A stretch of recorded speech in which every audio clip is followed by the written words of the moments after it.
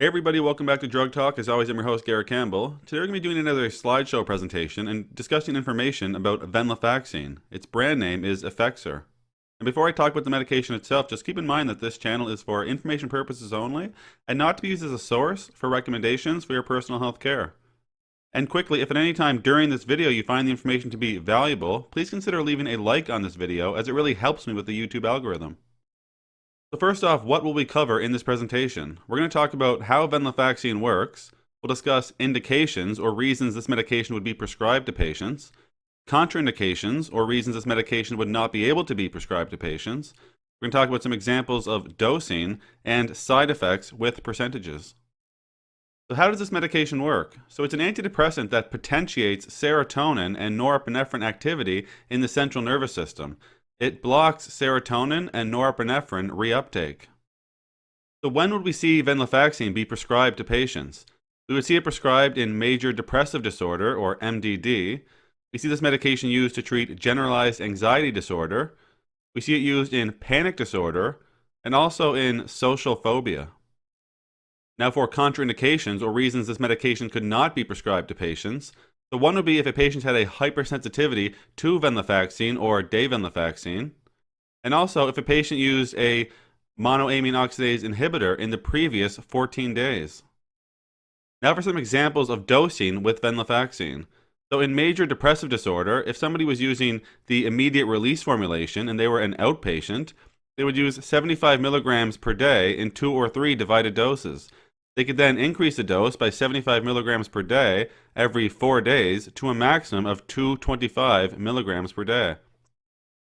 If they were an inpatient, however, the dosing would be the same, however the maximum dose would be 375 milligrams per day. In social phobia, if a patient was using the extended release formulation, they would use 75 milligrams once daily. And if a patient was using the extended release formulation to treat generalized anxiety disorder, they would use 37.5 to 75 milligrams once daily initially, and then titrate the dose upwards to a maximum dose of 225 milligrams per day. Now, as with all medications, there are some side effects or adverse reactions that patients may experience while using Venlafaxine or Effexor, so I'll go over some of those here now. Hypertension or high blood pressure may happen 3 to 13% of the time.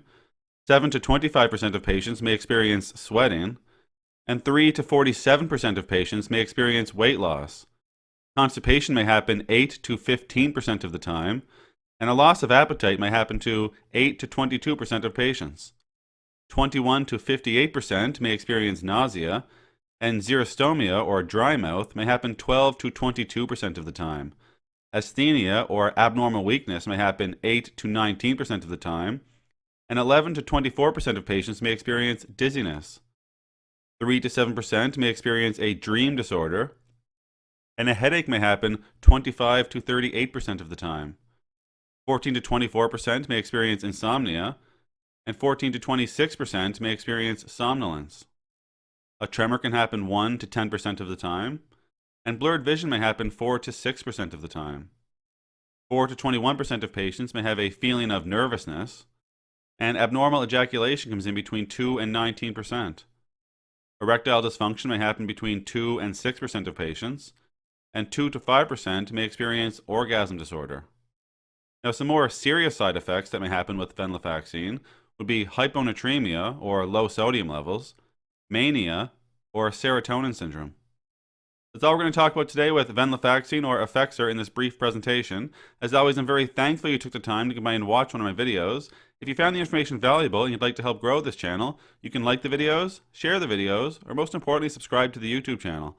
There's also some links in the description you can check out as well. For today, take care.